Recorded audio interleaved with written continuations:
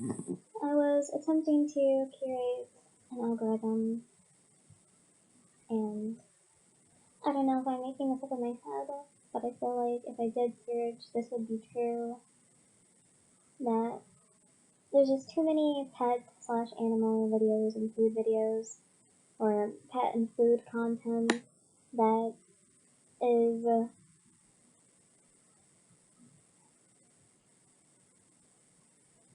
I guess, overexposed. Like, I think it's shown more than I think the average person really wants to see it. But I don't think the average person considers it because we don't believe that, we think that agendas have to be based in negativity if you're paying attention to agendas.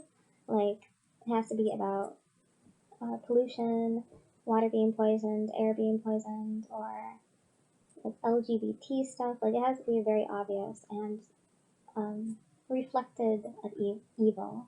So it's easy to point out award shows and say, like, that's a ritual, that's a ceremony ritual, and point out, like, oh, the celebrity is wearing red. But when you see thousands, hundreds of videos and pictures of food and pets, you don't see that as weird. And I know that the food stuff is obviously tied to gluttony, and I do believe uh, the sins, the seven deadly sins or whatever, have been more emphasized and exacerbated. Like, I do think they have been more pushed. So, like, food makes sense. I'm not sure where pets come from. I don't know if, like, bestiality isn't one of the seven sins, and it's not necessarily sexual, but I think that closeness of pets being considered family, and a lot of these animals being useless, technically, like seeing the most small, scruffed up dogs that aren't accessories, and just dogs that aren't supposed to be where they are, and no one treating that as disrespectful or saying that they love animals, but still doing that. Like, people having dogs with a lot of fur in warm climate areas, or people having dogs that are made for hunting and not going hunting, dogs that are made for running and keeping them inside. Like, I know a person with a dog that's made for running, originally bred in a different continent, for a different continent, and has very short fur. I think there's like a word, another word for that, short, whatever. And basically is not fit to live here. But because they like the image, they bought the dog. And now they're raising a dog that's obviously uncomfortable in most instances of even being alive. Like, why would you have a pet and keep that pet basically imprisoned just because you want it? And I was trying to curate my algorithm, but it's like maybe it knows what you actually want to see. Maybe it purposely pretends it doesn't know what you want to see, and that's why it shows you certain things. But it's always showing me like food that I can't even eat because it's out of state, or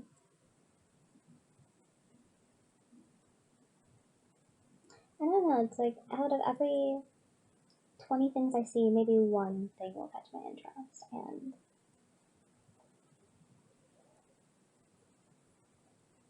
you would almost think in a society that has become so convenient and focused on giving you exactly what you want when you want, that it would try to perfect what I want more. But I also know like the mixture is to keep my attention, to keep me scrolling, and to keep me in search of like that gambling zing of dopamine and thinking I want something because I'm looking at something that I want to look at. And it's just really annoying me in this moment because it's like, how many animal videos do we need? And I'm also going to pull back and be more conscious of if I'm sharing those types of things, because I do every once in a while, but we really just have not interrogated our relationship with animals and its relationship with like antinatalism and people thinking that their animals are kids. It's like I'm so glad I don't have a pet, and I'm thankful that once again my neutrality, my natural neutrality, has kept me from having an obsession with animals and an obsession with owning a pet.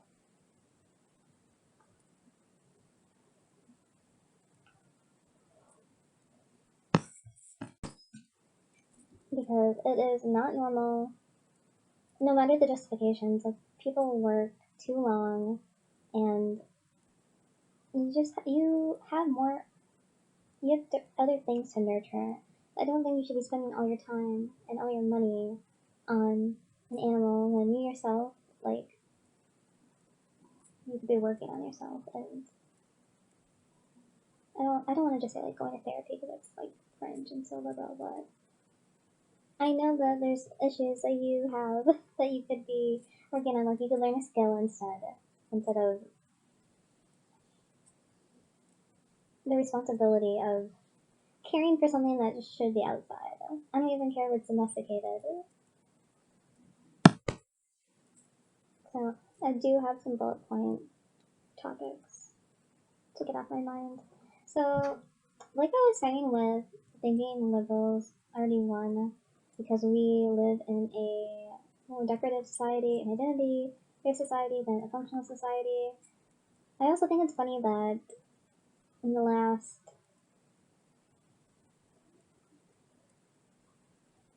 let's say like 3 years, but for some of us who've been paying attention a bit longer, like this whole idea of the NWO is actually funny. Like the freak out is funny because we are hanging on by a thread. And actually, I feel like that thread was broken. And this is where I go full tinfoil hat. And say the thread was broken, and we've split timelines, and in a way, like the world did end. There's a bunch of like timeline and time travel reasoning theories that you can just like pretend there's a blank and fill all that in. But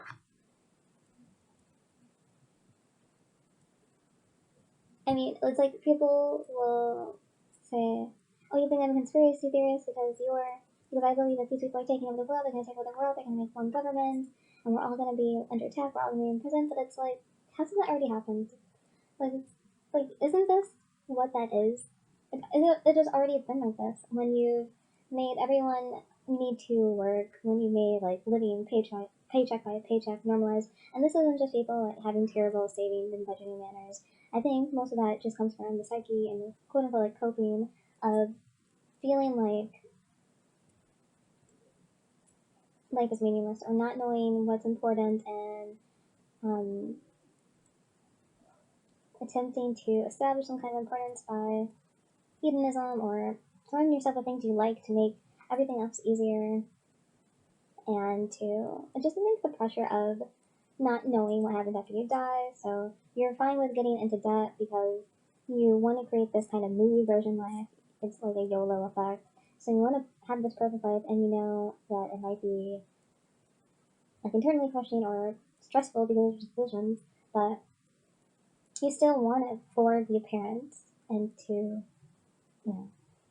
it's better to pretend your way through than feel like, okay, this is my one life and I'm going to absolutely play by the rules, and it's more important to be honest and plain, I guess, and get through it.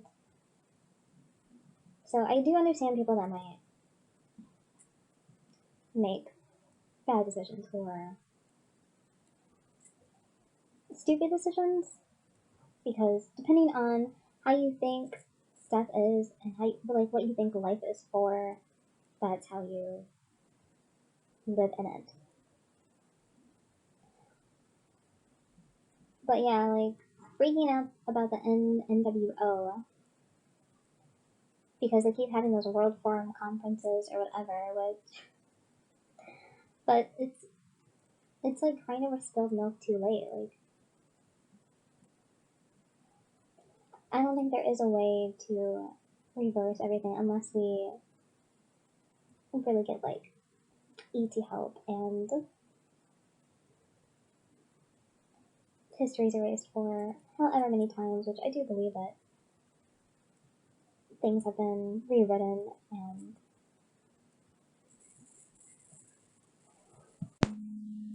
I did have a question, which was, who asks for us to remember history but the people that benefit?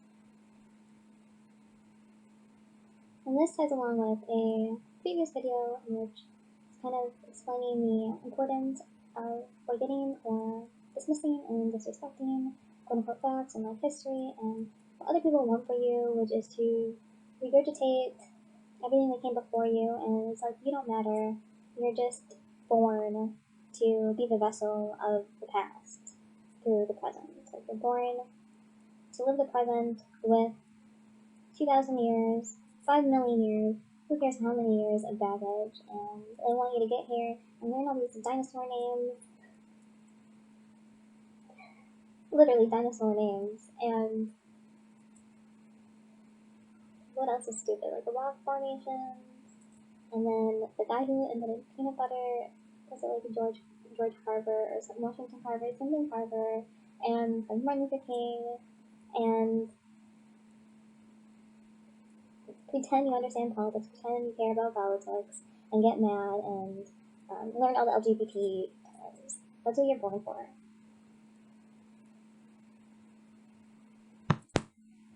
So always ask, like, why should you remember history? Of course, people will say you should remember history because history will repeats itself, and it will warn you of the dangers, and the danger is usually like mortality, somebody getting injured, somebody being wrongfully accused, somebody being killed, you being harmed. It's all very physical, and once again, I believe is tied to your belief in what life and death is. Because I feel like I don't need to know history. So if I'm killed, well, I guess that's that, and I will go to another place, and I think that place will be better than here. So, was it a loss? Did I lose anything by not remembering history? There's a chance for not. It's kind of like, okay, how can the NWO make my life any more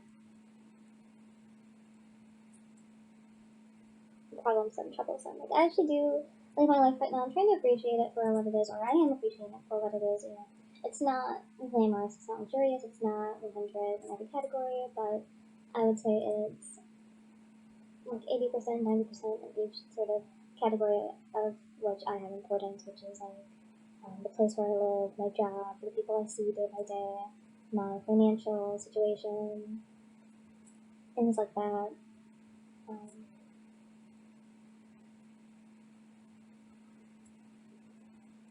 I have and I'm not stressed by or feel,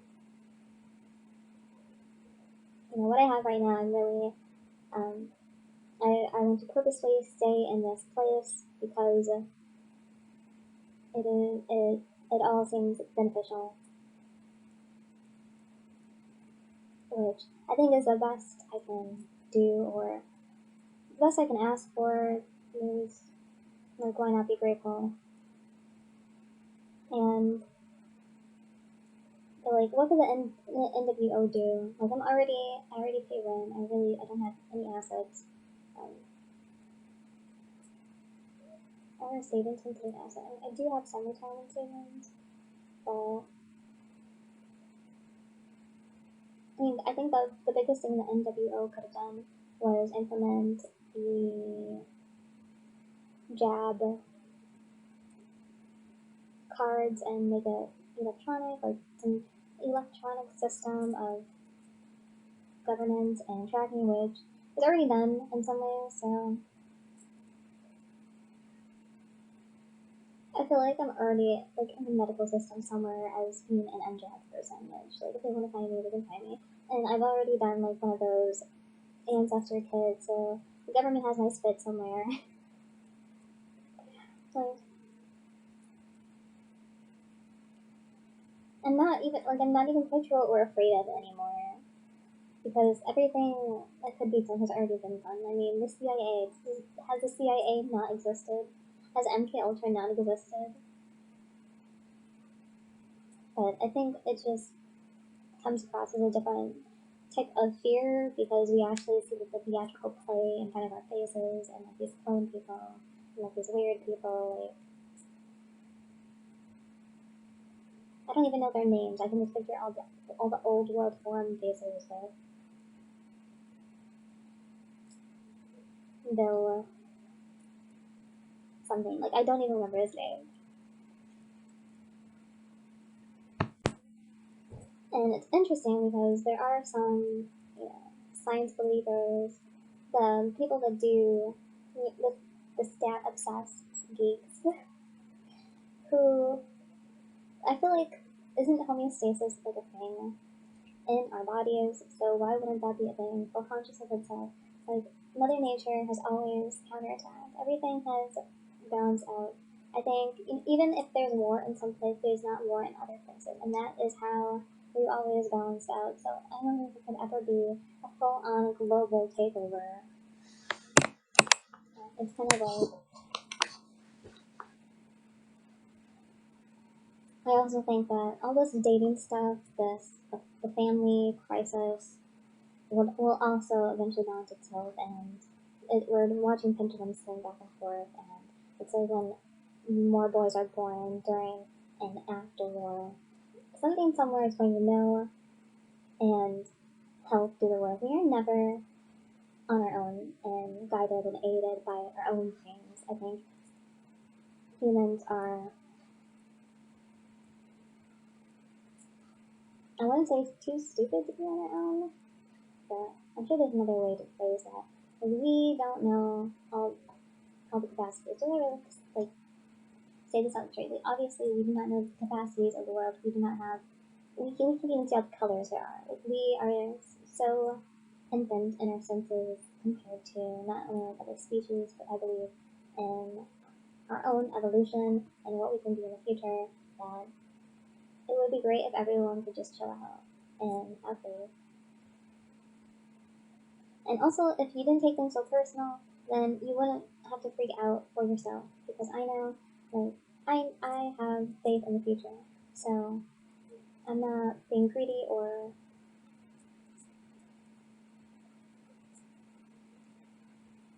I'm not going to be depressed for not having utopia in my lifetime or something like that.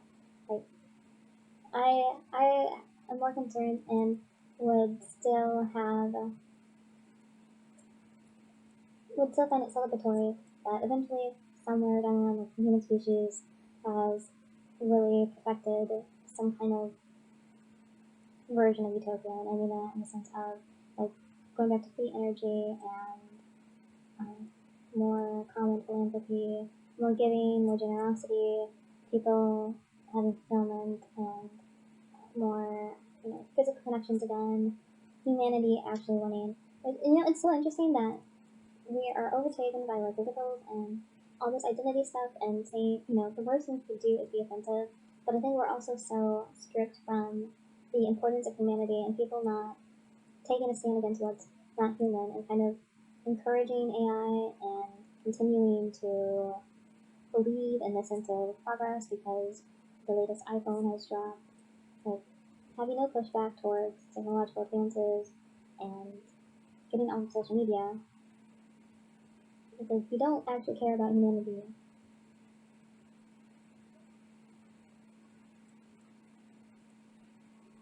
Somehow you care about identity more than humanity.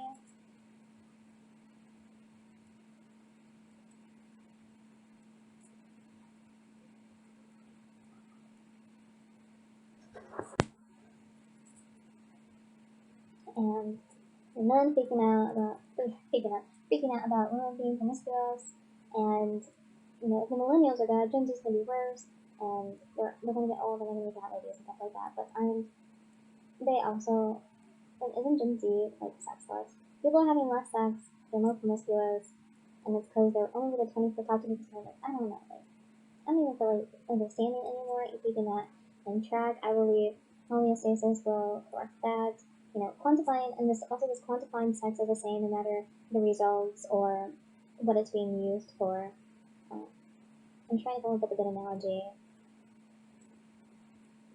and so I came up with like if a pan is used to hammer and a nail isn't a hammer. It's like sex isn't used for what it was used for.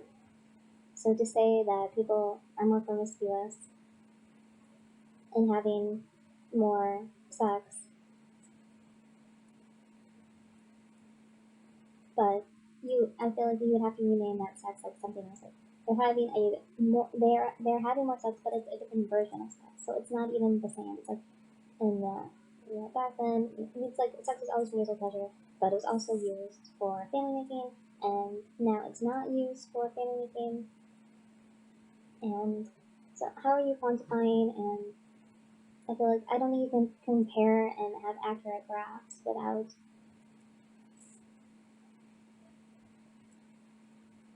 integrating the meaning.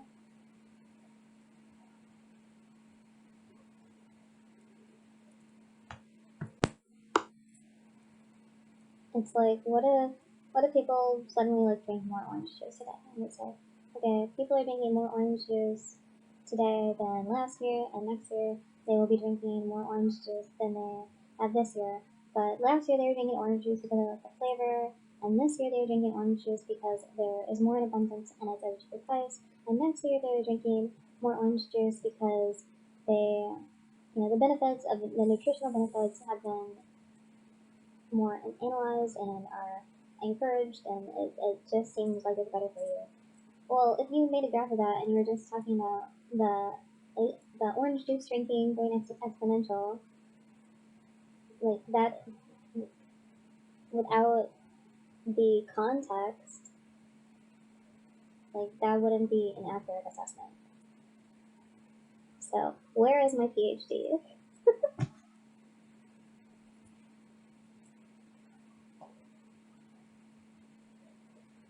Alright, next point, Stoicism.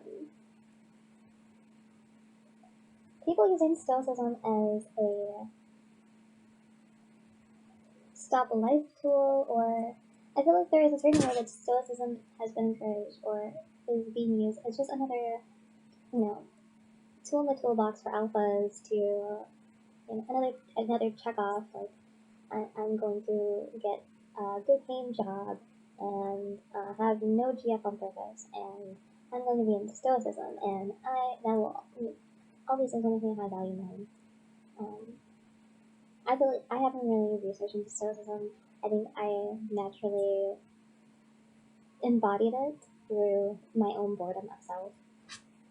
And when you get bored of your own problems, and other people's problems too, it's like, especially as you age, like nearing, I'm nearing 30, and I couldn't imagine taking even half of the amount of anger I felt, or half of the amount of sadness, with me for the rest of my life. Like, I am so purposely anti mood and um, have self awareness of my emotions, because it has been exhausting being that person with those kinds of,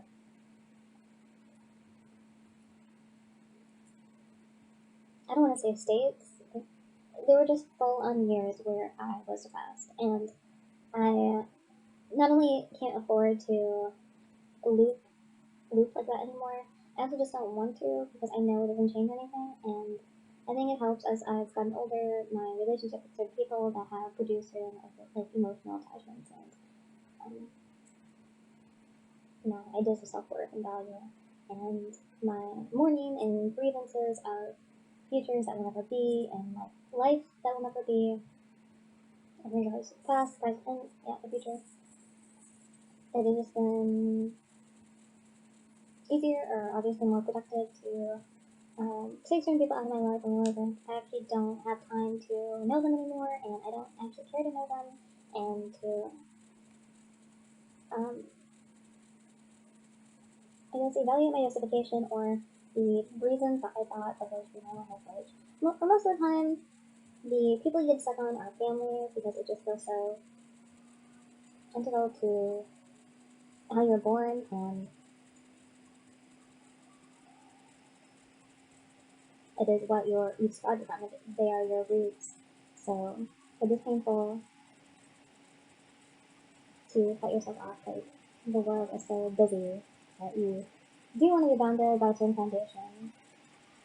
And I think unconditional love is a very sensitive thing, and it's not what you can expect from strangers, nor should you really. I think that's also like an animalistic thing of people having like tribes, like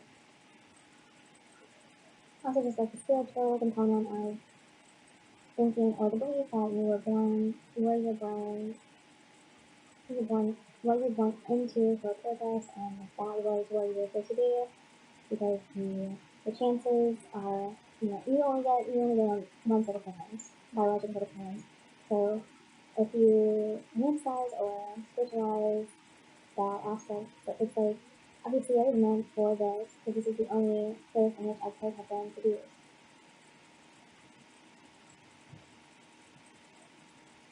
So yeah, that's how I've gotten into that's how I found sodium. I actually don't really eat anything about it. And I think other people have kind of yeah used it as makeup, used it as something to layer over anger, or they're trying to manage something and they kind of just layer it on top instead of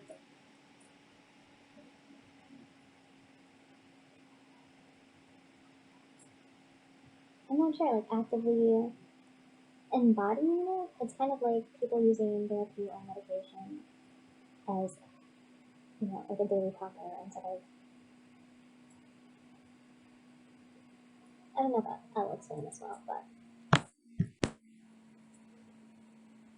I've also been thinking about enlightenment and the the constant seeking for answers. And I think one thing people don't really interrogate is the reason that they keep seeking is not because they don't find an answer, it's just they don't find an answer that they like. Because you can use any answer for life, since how would you even know what is the true answer? So how would you know what is the true enlightenment? And I think people think they know the true enlightenment because they've heard so many stories and different people's experiences, and think that that experience must be universal, and like, oh, this person had some kundalini awakening where they felt like red hot, like on fire, and energy go up and down their spine or something. And so you hear these stories, and especially if they've been shared across different cultures and for many years, maybe even thousands of years, and they're wrapped in mythological stories and analogies and stuff. And also with like near death experiences, people having somewhat similar feelings, but it also appearing in different ways.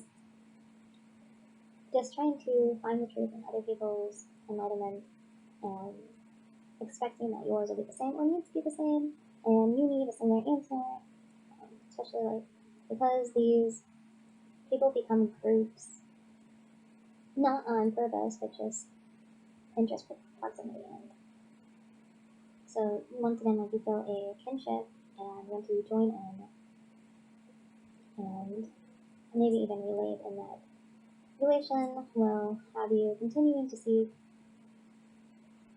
because maybe they're looking for the answer but they haven't found the answer. So you are also on their journey because you are watching their content. So you continue to look the answer with them. It's like some kind of companionship. And I also think this is the danger of having an interest in enlightenment is even if you have these moments of fulfillment or silence or peace, or I do think there are like these glimpses,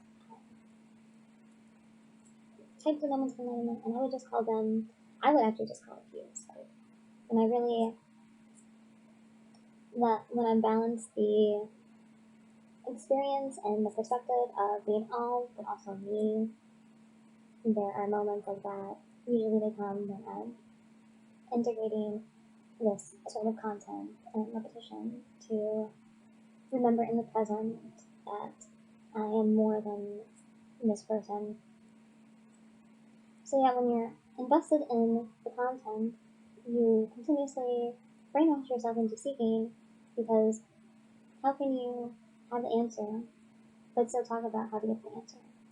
So once you have an answer, you should move on. But these people don't move on.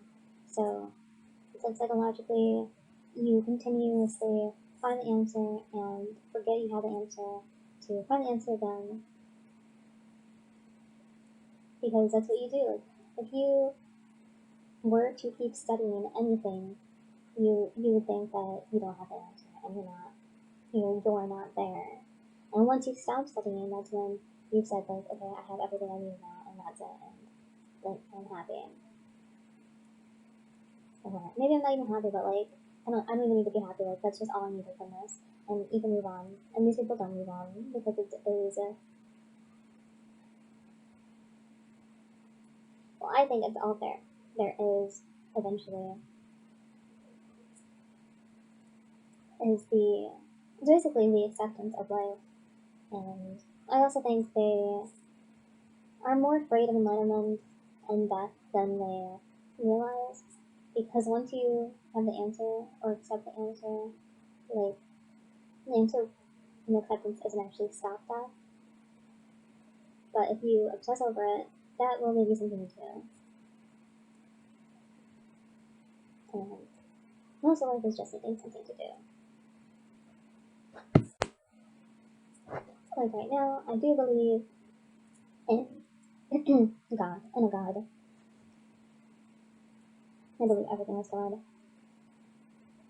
And I somewhat find comfort in that, but also the day by day,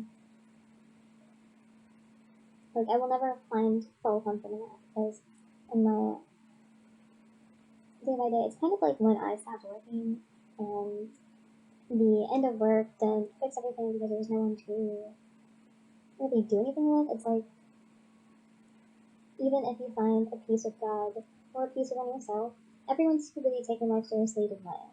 So I can be centered, but then I go in environments and other people have stresses and we can call them maybe like justifiable, like very physical and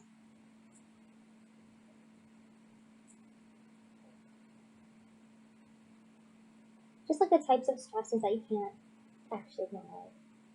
Maybe they are a single mom and they have to go to work and have to figure out what to do with their child while they're at work. Like things like that that are more difficult that are beyond stoicism that actually need real solutions and a lot of variables can go wrong in order to like even if you have a solution like things fall through, so you might need 10 extra backup plans to keep going. So there I don't want to call it loneliness. There's certainly a daily difference that I feel. And I think other people can sense it too with me because I do get comments that are kind of funny. Like someone keeps calling me like super nice or something and pointing out that I don't complain. And I was trying to think like why am I nice? And all I can think of is like why not be nice? Like I have no reason to be mean. I'm uncomfortable when I have to be like straight confrontational outside of my family. Um, I'm kind of uncomfortable with meanness. Cringe. I can cringe when I hear aggression or um, swearing and kind of direct hate, like when people gossip. I don't like, and I think I'm so like the pendulums and the types of like energetic spells you can put on yourself.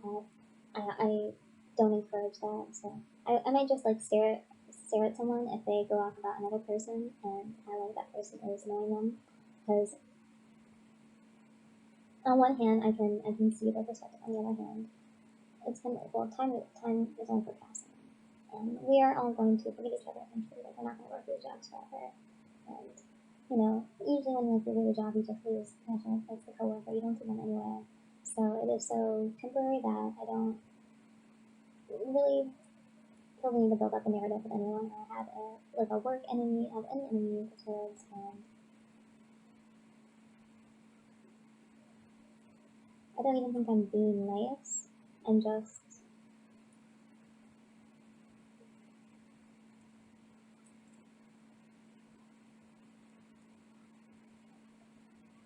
being neutral or being healthy.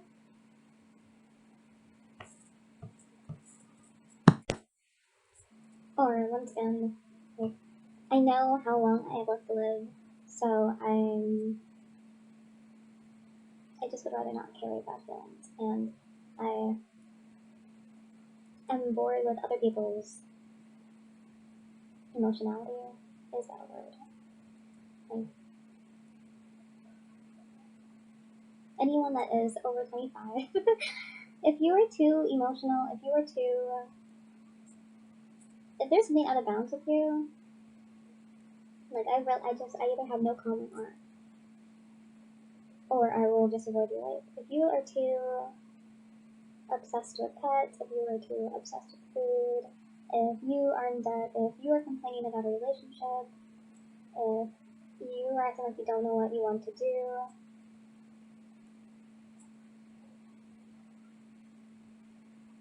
if you are too into politics,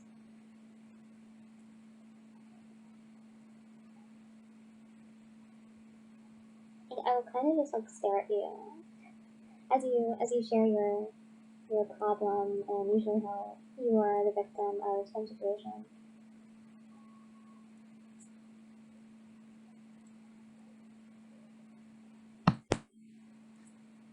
There's this woman at work who is I guess technically a single mom. You know, some single moms will, the father of the child is in their life, but obviously like, they have custody and the father puts in like 10% of their energy in the sharing of custody.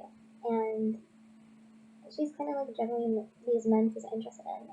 And there's like one guy that stood out, and I was like, yep, he's the one. He's a provider, he's a protector.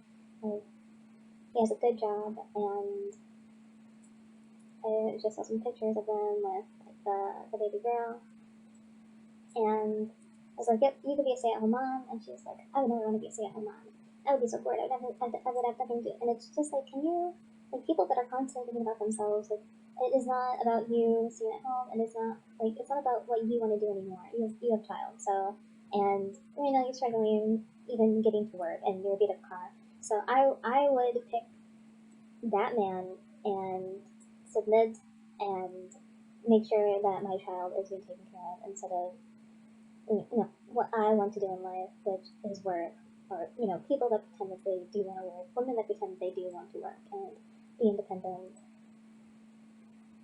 and just people not knowing when it's time to sacrifice what they want,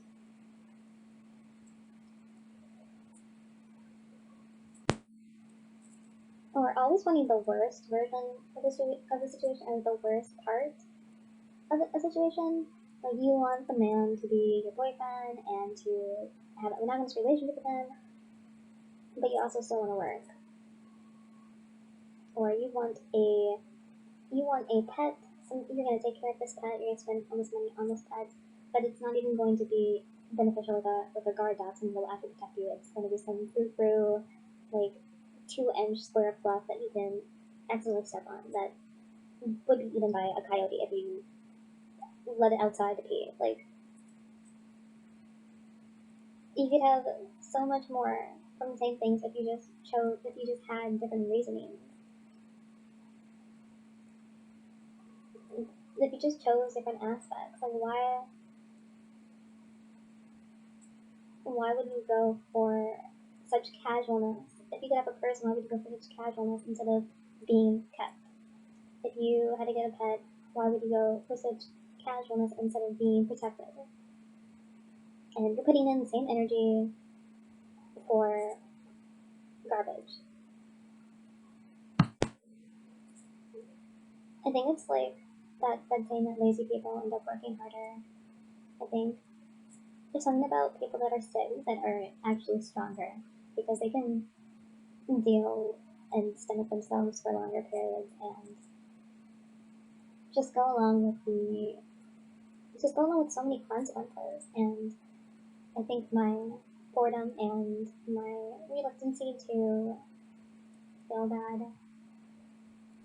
It's like the other side of hedonism. Like I like feeling good, but in a different way. Like I'm not going to eat as much crap as other people or justify like spending money on eating out. And I'm just thinking about this because some people keep bringing like all these artificial flavored like gas station types of food or very loaded like ordered food with so many ingredients and stuff, and I'm just like I'm too old for that because my digestive system is more picky, and my I actually get sick. I think if I eat more than like 2 meals a day because of how I've sort of trained myself to eat less, and I can just sense that my body doesn't need as much as I've been you're taught to put into it. So I don't understand how some people can get through the day with the amount that they consumed, and that's just another example of just finding certain decisions interesting after a certain age. And I think I've hit a threshold that most people don't hit until they're like midlife of just what they're tired of and what life is for.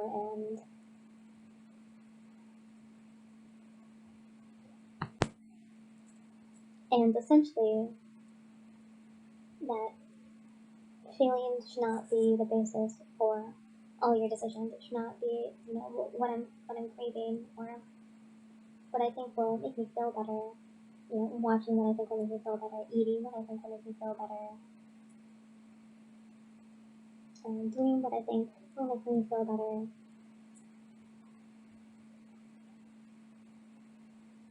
And that feel better not being like a natural high, like one would get from running, but like the feel better being like the consumption of salt and fat and butter.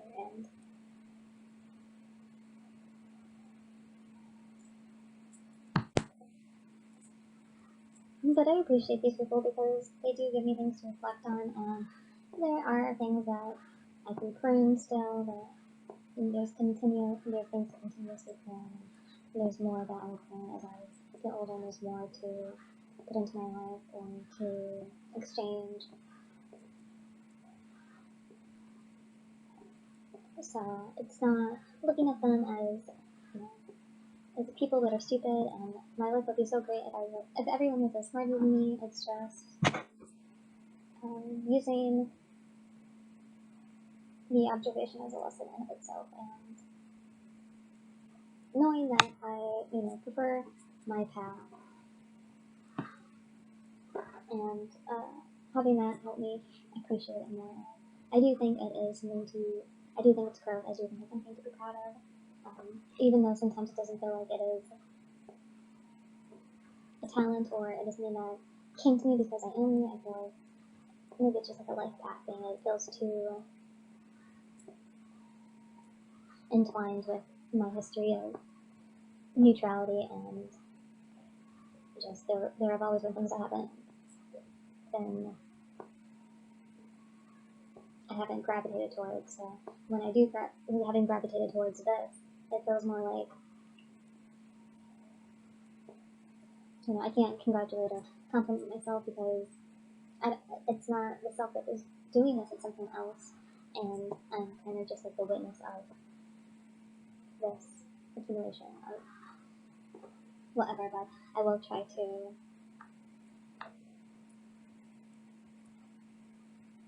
see. I have a hard time having pride. The feeling of pride doesn't come easy for me, and I just the idea of like praising myself or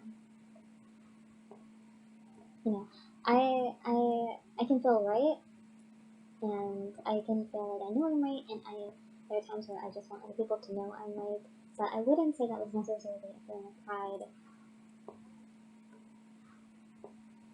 But whatever this is, I do have a sense of beauty about it and